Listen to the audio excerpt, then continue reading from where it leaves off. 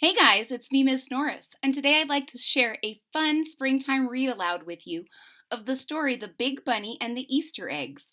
This story was written in 1982 by Steven Kroll and it's illustrated by Janet Stevens. And it's a story about helping one another, and I hope you really enjoy it. If you're ready to hear the story, I'm ready to share it with you. Here we go. The Big Bunny and the Easter Eggs.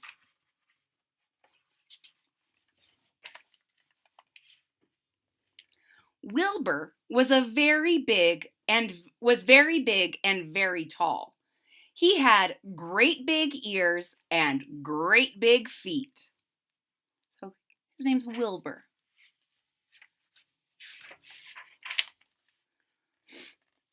And that was why he was chosen to be the Easter Bunny. He was strong enough to carry lots of baskets of Easter eggs. His legs were long enough for him to cross a road in a single hop, and because he delivered his eggs the night before Easter, he never had to worry about being seen. Everyone knows you're not supposed to see the Easter Bunny. This Easter, Wilbur had done all of his work early. He'd woven lots of new wicker baskets. He'd dyed the Easter eggs and painted them with pretty designs. He'd made lots of jelly beans and chocolate candy. Everything was ready to deliver. Only on Easter Eve, Wilbur got sick. So Wilbur's very big and very strong, so he's chosen as the Easter Bunny. And he's prepared ahead of time, and he has new baskets and candies and eggs. And now it's time to deliver everything, but he's sick.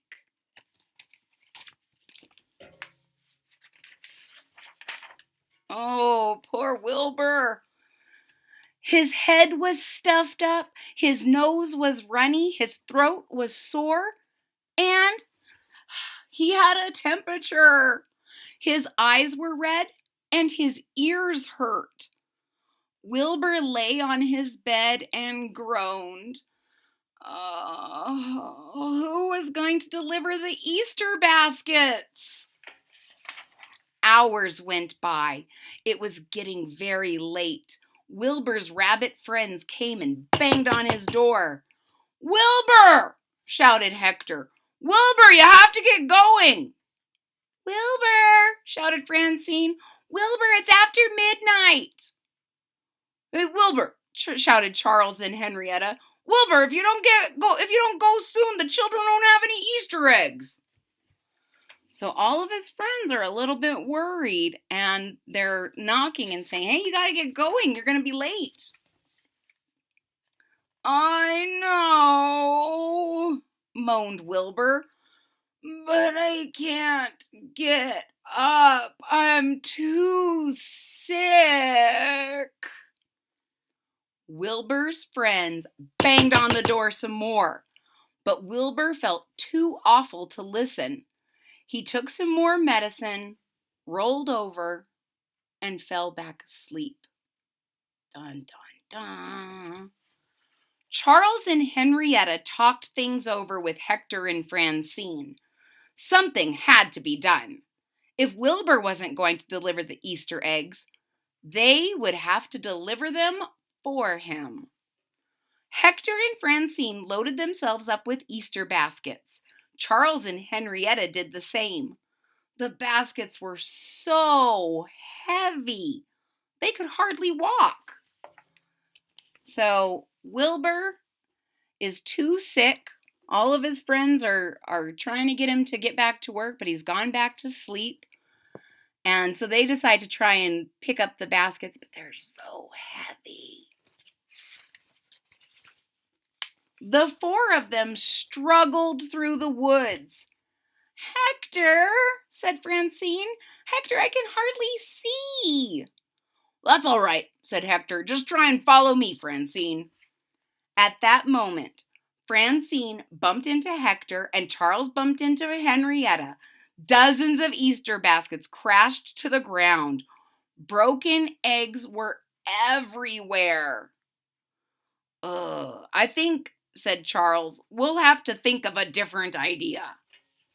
So they're trying to do this it's after midnight, so it's very dark, and now everything's gotten spilled, and they think we have to find another idea.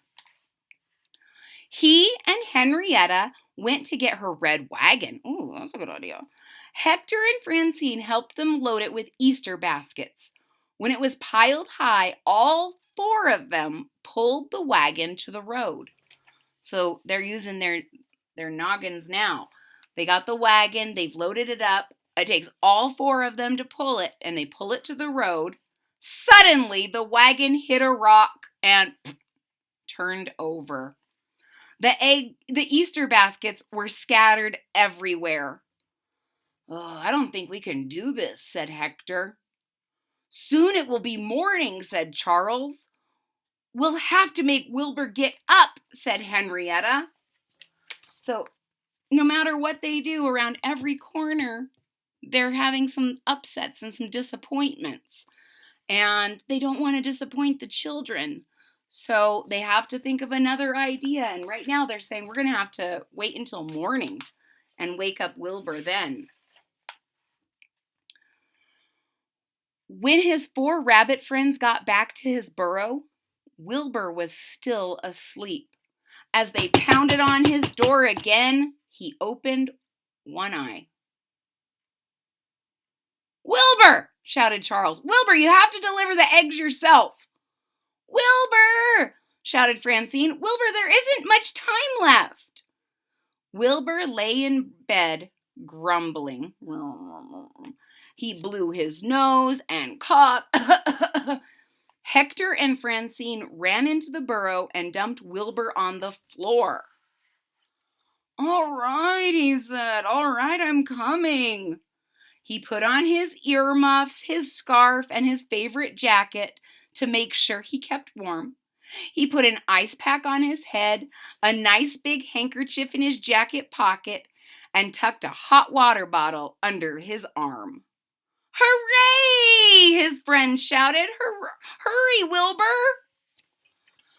So he's not feeling good, but he's going to try and do it anyways. He's got an ice pack and some heat packs and his scarf and his jacket and a Kleenex and a handkerchief to blow his nose. Wilbur shuffled to the door. "I'm going to do this because it's my duty," he said. "But you're going to have to help me."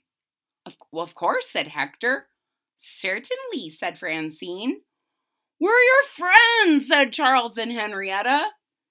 Together they helped Wilbur load himself up with Easter baskets. In a moment there were baskets up and down his legs and around his ears, and finally he was ready. Wilbur struggled out into the woods with his friends pulling the red wagon behind him. He knew he'd have to hurry. It was almost daylight. But his joints ached and his head hurt.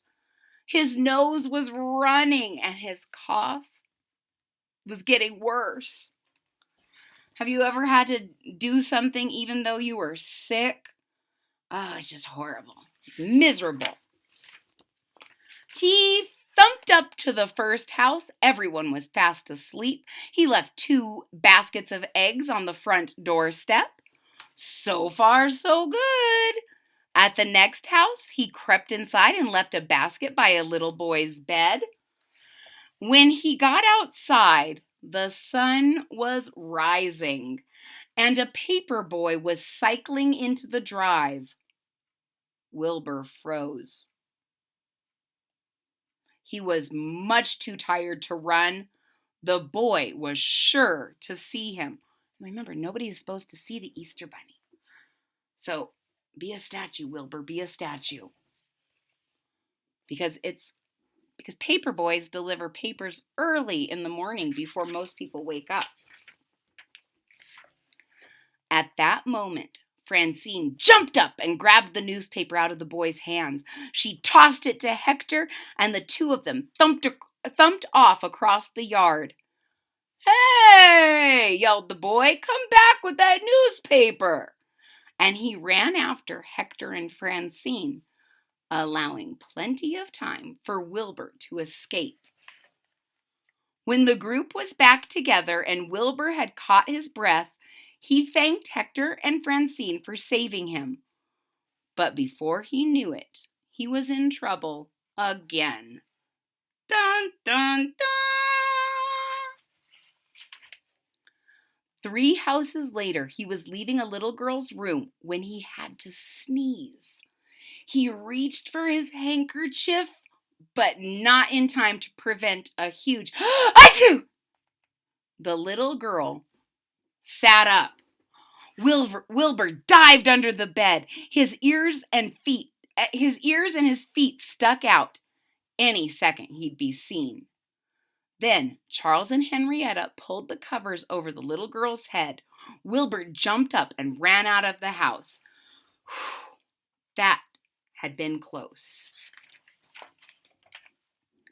But Wilbur's troubles were not over. "Hurry, hurry! Hide behind that tree!" shouted Charles as a woman and her dog began to chase him. "Hurry, hurry! Jump into that bush!" shouted Hector as he and Charles distracted a policeman. So this is the time when the neighborhood is starting to wake up. And so he has to be really sneaky. "Quick, under that sheet!" shouted the 4 bunnies as a man reached out to pick up his milk.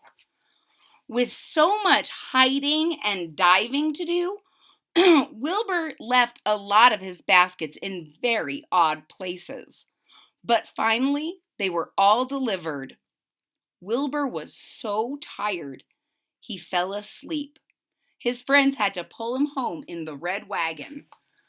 So you can see that some of the Easter baskets ended up in strange spots because he was so tired and he fell asleep and his friends had to take him home in the wagon. I guess it's good they had the wagon with them. When the children started looking for their Easter baskets, they found them under bushes, on fence posts, and hanging from trees. It was the strangest Easter they'd ever had, but they didn't mind. Easter had never been so much fun. So you can see there's Easter baskets all over the place. And the kids thought it was very fun. And there's Wilbur at home getting some rest with an Easter basket hanging out on the tree outside of his window. The end. Ladies and gentlemen, I hope you really enjoyed the story of Wilbur, the big bunny, and the Easter eggs. If you did, please hit that thumbs up button at the bottom of the page. If you are already a subscriber, thank you so much for your support. It really means a lot to me. If you're not a subscriber yet, click the subscribe button down here at the bottom of the page. And don't forget to click that bell so that you're notified when there's new content. I hope to see you again real soon. Bye-bye.